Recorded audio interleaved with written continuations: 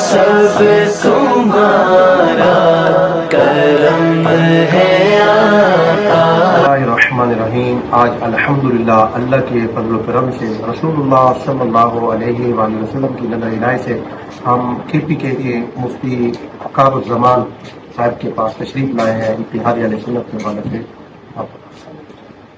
الحمدللہ رب العالمین والصلاۃ والسلام علی سید الانبیاء والمرسلین محمد وعلی آلہ وصحبہ اجمعین،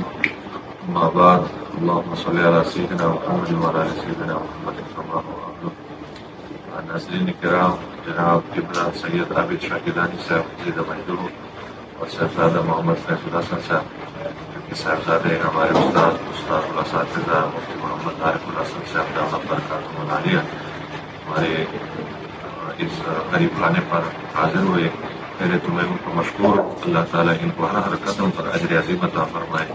اور خصوصاً ایک تو ہم تازہ حرمین طیبین سے آ رہے ہیں، اس کی خوشی ہے، اور دوسری آتے ہی پہلی ملاقات ان کے ساتھ ہوئی، اور انہوں نے اتحاد اہل سنت کے بارے میں جو ان کی کاوش ہیں، کچھ میٹنگ ہو گئے اور کچھ آگے ہونے والے ہیں، ان کے احوال جو مختصراً دیے تو دل باغ باغ ہو گیا، تو دل بڑا خوش ہوا، اور امید لگے کہ انشاءاللہ وہ دن قریب ہے کہ اللہ تعالیٰ اہل سنت کی صفوں میں ایک دفعہ پھر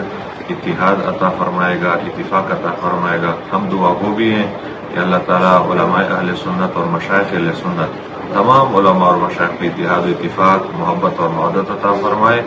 اور قبلہ شاہ صاحب کی موجودگی میں، اور قسمت کی بات ہے ہمارے لکی مروہ سے مفتی محمود جلال شاہ صاحب جو ایک بڑے آستانے کے فرد ہیں، قاری محمد عمر جان صاحب کی معیت میں تشریف لا چکے ہیں۔ انشاءاللہ پوری KPK میں جہاں بھی حاجت ہوگی، جس وقت بھی ہوگی، تو اتحاد اہل سنت کے لیے ہم ہر وقت حاضر رہیں گے، ہر خدمت سر انجام دینے کے لیے انشاءاللہ کبھی بھی پیچھے نہیں ہٹیں گے۔ اور خصوصاً جو چمرہ دی مش پشتانہ علماء اہل سنت دی یہ نسبت سرا دیغا باب سرا کچیرتا دی مش ضرورت کی دا انشاءاللہ العزیز کثیر علماء دی پشتانوں مش سرا پراپتے چے ہم دی تعلق مو ہمستا دا سرا اطلاق مو ہمستا، انشاءاللہ ملک کو بھرپور کی دا صرف دے اللہ رسول رضا پر انشاءاللہ دا کو اللہ تعالیٰ دے مشکل ہوتا اتفاق و اتحاد رسول اللہ کے باتیں اب تک بنی